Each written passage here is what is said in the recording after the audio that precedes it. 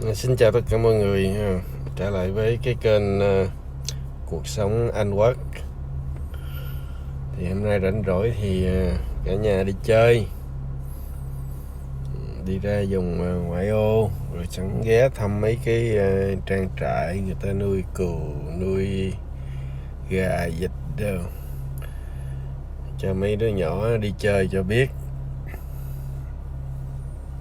Thì bên đây thì rảnh rỗi chỉ có được ngày cuối tuần thôi nên tranh thủ.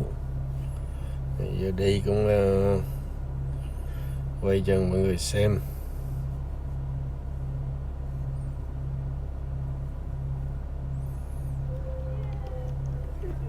Rồi mới tới.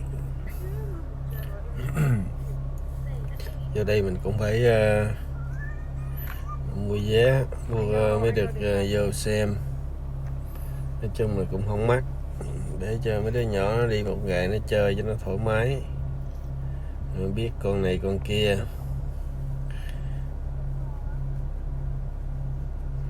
Bên đây thì nó nuôi những mấy con dê, cái giống này nhỏ nhỏ không à, nhỏ nhỏ thấy cũng dễ thương. Cái khu này nó cũng rộng, tuốt bên kia là mấy khu rừng vậy đó, người ta có thể đi trong đó. Mình thì đi vòng vòng phía trong này thôi.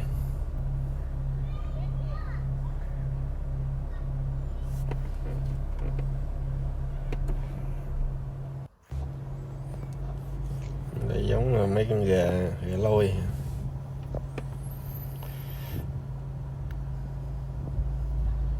Ở Việt Nam mình không có nuôi nhiều mà. Bronze turkey.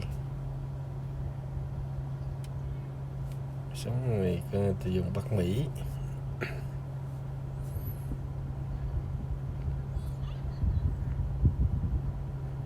Đây thì thấy xa xa nó khu rộng, bên đây nó nuôi mấy con nai.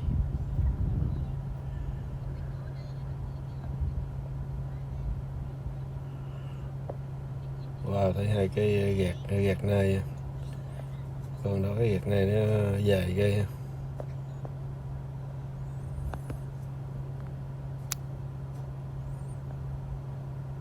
Cái bên đây thì nuôi mấy con cừu.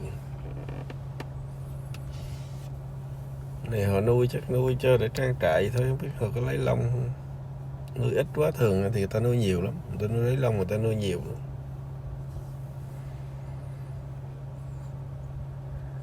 Rồi thì tiếp tục coi dạo bên đây có gì.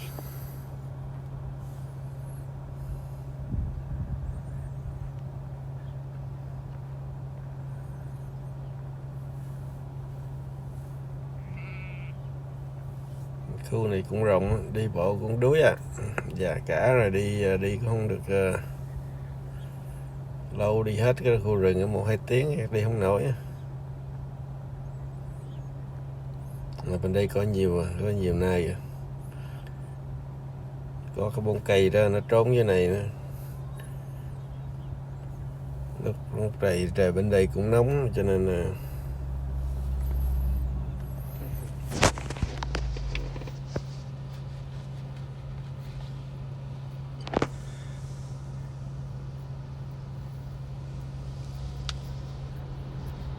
đó, dằn cái võng nằm dưới đó ha.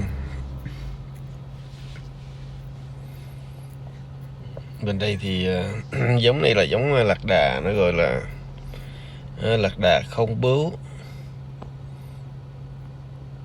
Thế nó để cái giống này thì sống ở vùng Nam Mỹ. Với vùng châu Âu này thì không có giống này.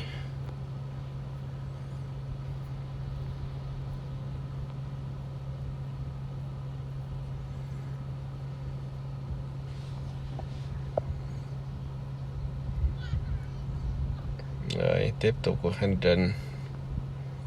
Bên đây thì được mấy em ngựa. Và thấy ngựa bên đây giống nó to thiệt.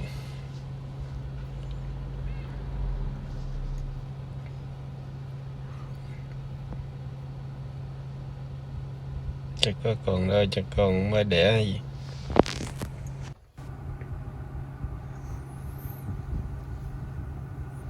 Đây cái đồng trồng cỏ.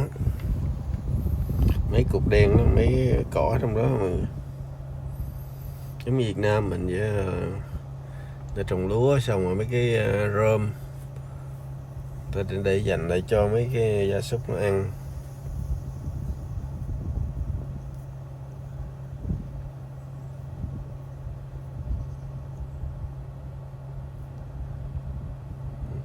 Đây thì nuôi gà. Đây nè, đây là cái con nó gọi là con tuần lộc, reindeer. Mọi người thấy trong mấy cái thiệp Noel á, có mấy cái hình con này, mà con này chủ yếu thấy bản đồ để sống ở vùng Bắc Cực á, vùng nó lạnh lắm mới có nhiều.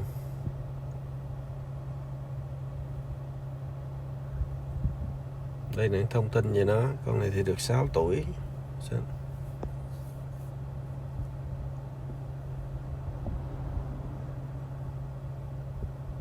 Để kêu nó lợi không, rờ thử kìa.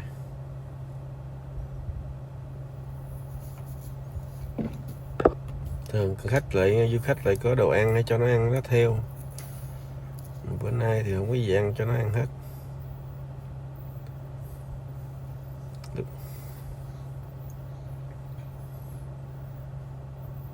Mấy cái nhung của nó, mấy cái sừng của nó thấy dài ghê, cũng mềm.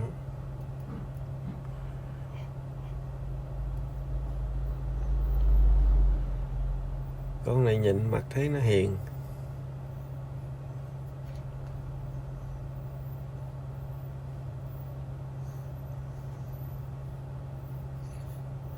Con trong kia nằm trong kia không ra, chắc cũng trông là con cái quá.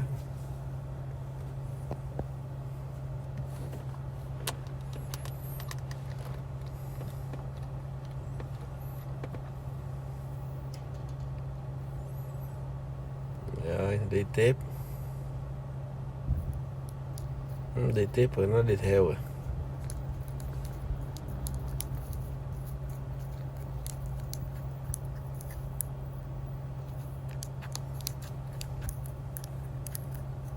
Thường người ta có bán đồ ăn, nếu mình mua mình cho nó ăn rồi sao chỗ này không thấy bán.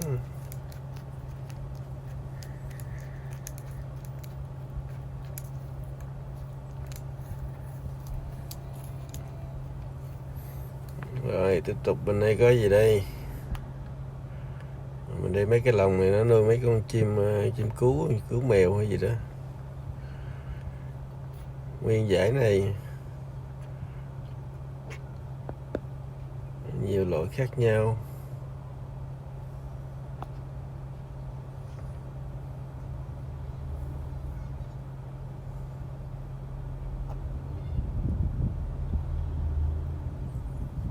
Có nhiều màu, con màu xám, rồi bên đây tới này có con màu trắng, màu nâu, đủ loại hết á.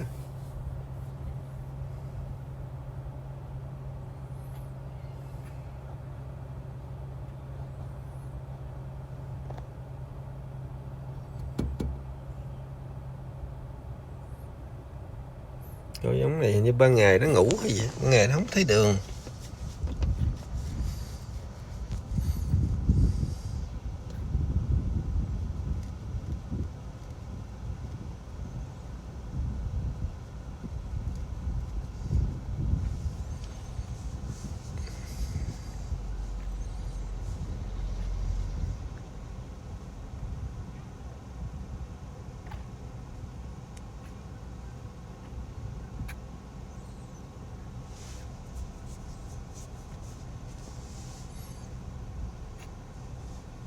Ban ngày thấy nó không có di chuyển gì hết á, đứng im ra.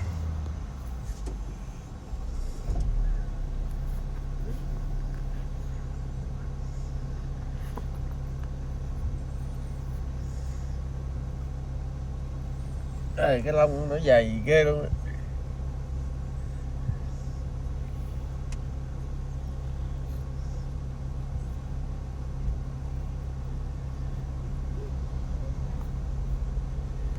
Hết thêm. Hết tí này nè.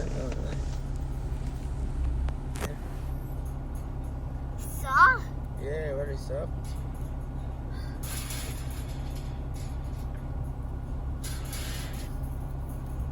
Cái gì? Cái gì thắt rồi? Yes, he does.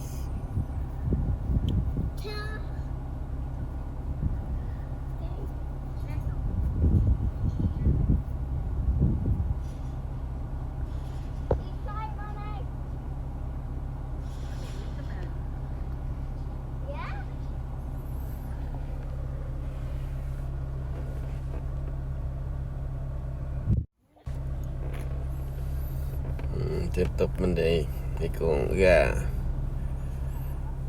Cái này giống gì mà sao mà nó lông nó bù xù quá trời không biết.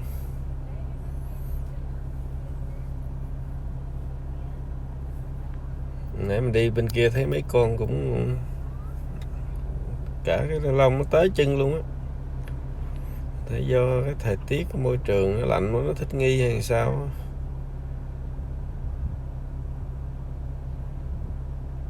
Thấy mọi người thấy không, lông nó là tới dưới chân nó cũng có luôn.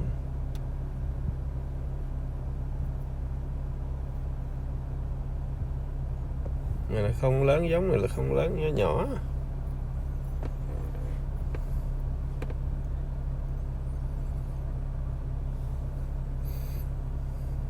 Chứ không rảnh rỗi thì đi vòng ngoài này cũng được. Đi ra ngoài dụng không khí trong lành.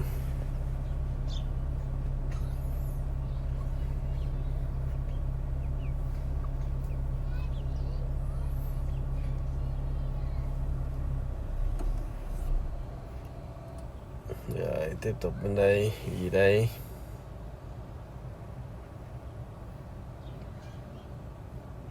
Bên đây thì nó để nó nuôi mấy con cúc, giống chim cúc. Tôi thấy có con hai con mà nó làm cái lồng chà bá.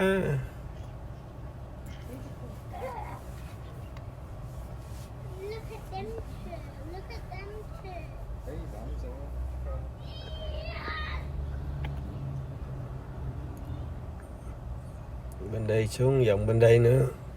Rồi gần hết rồi. Bên đây còn nuôi mấy con gì nữa, mấy con dê.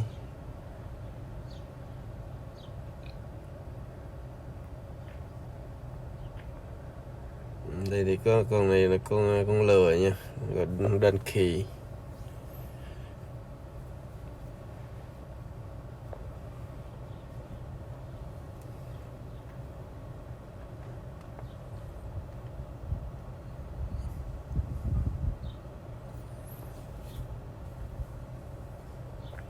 Còn hai em này chắc để làm lẩu dê quá.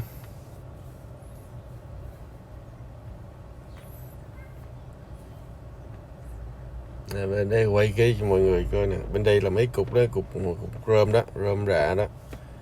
Mà đây nó có cái máy nó cuốn lại.